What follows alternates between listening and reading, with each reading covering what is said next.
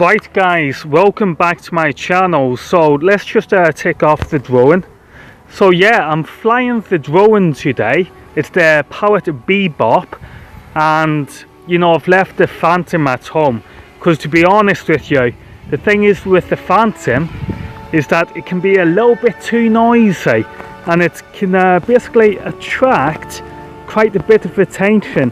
Now the thing what I'm doing here is I'm flying the Parrot Bebop with my smartphone.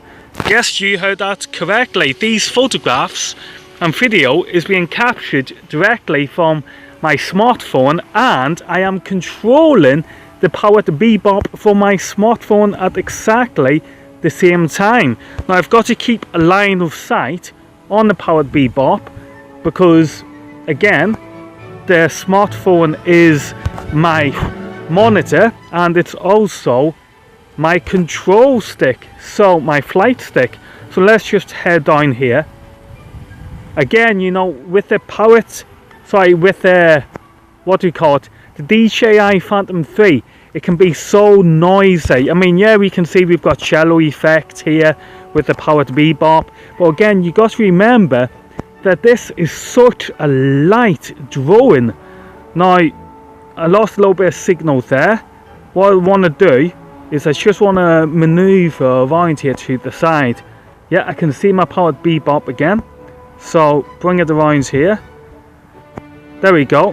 Hold and, you know, take a photograph. I mean, again, you know, the Parrot Bebop, it is so stealth. You know what I mean? It's just, it's like that, is it the Hornet what the military use? It's just so small, fits in your backpack anywhere, you know, and you can control it via smartphone, which I am doing right this minute. I mean, look at this, we're increasing in height. Let's just go up a bit.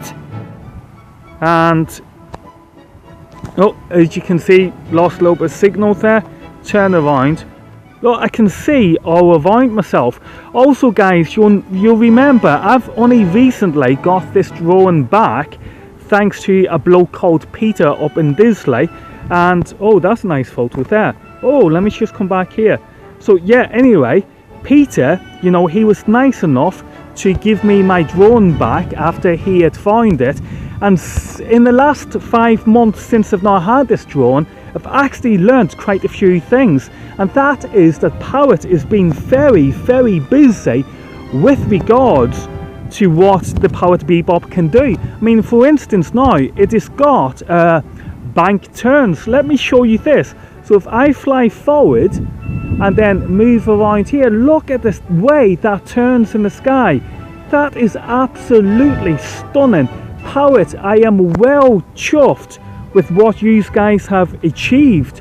Not only that, you've also added that feature for a delay, so I can, if I lose connection for like 10 seconds, my Parrot Bebop drone will come straight back to me, whereas before you guys had it on a crazy 2 minutes. You know, I could be in my last flight time of 2 minutes before it would have finally kicked in.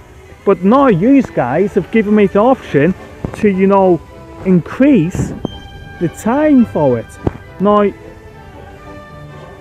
going back guys to what I was saying, well, let me keep visual contact here, line of sight, because there's trees behind me. Now, the problem is with the controller is that it's not very good for controlling the camera, because the camera is, quite frankly, hit and miss. And that would have been a good shot there. Okay, that's good. So let me get this photo. Yeah, so again guys, it's pretty much hit and miss with the camera on your smartphone.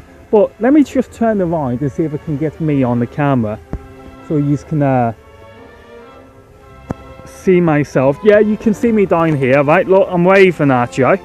So basically, I forgot what I was going to say then.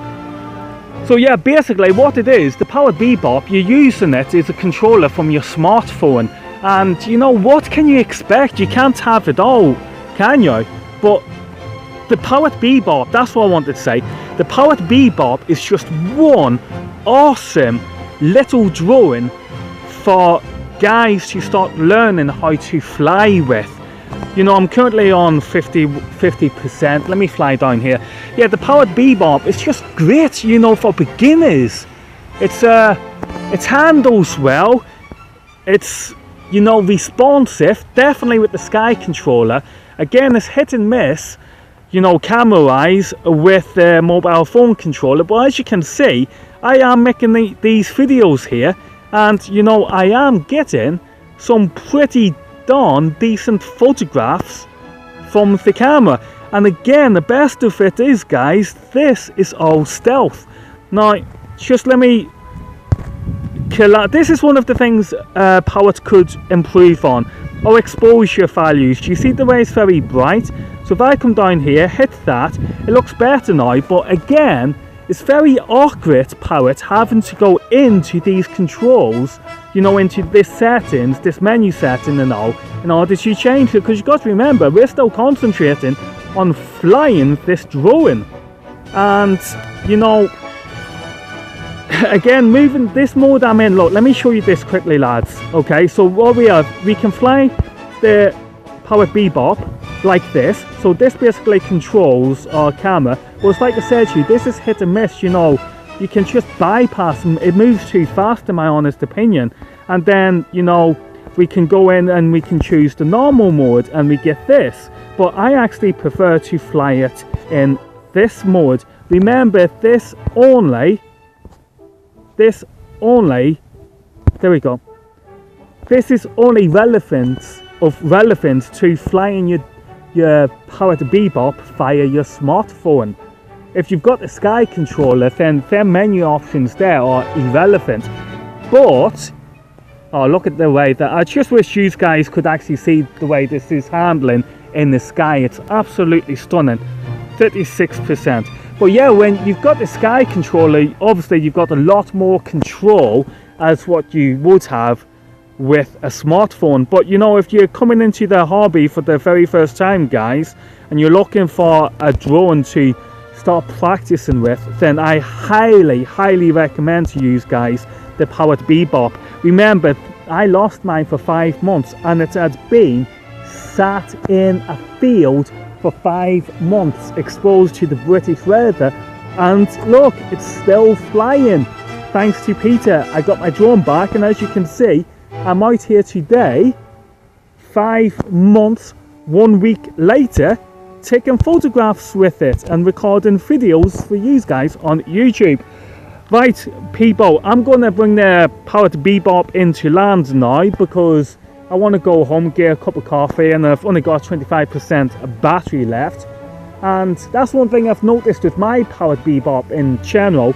If it says I've got 4% left, then it will just drop out of the sky. So I don't know why, who or what is robbing me of my 4% extra battery life. But you know, isn't technology beautiful? Because it has a habit of just messing us around at times. So as you can see, look, let me bring this down. Stay there, lads. So here we go. As you can see, I have been flying the Parrot Bebop directly from my smartphone, and now we're going to bring it into land. And also, the way, see, guys, I need to point that out to you too. You know, if you're new to flying drones, then you should always make sure that you give yourself room for error. For example, I pressed the drone to fly the wrong way there. Now, if I was too close to, like, say, a fence or a tree, I would have crashed because I made a mistake and I moved in the wrong way. Let me turn this around.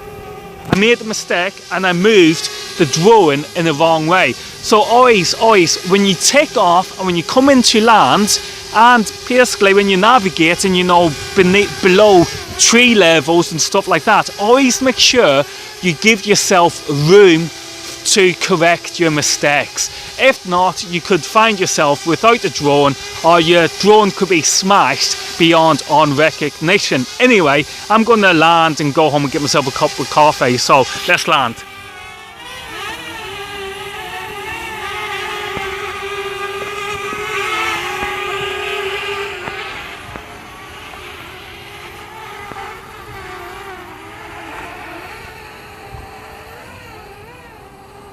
Yeah.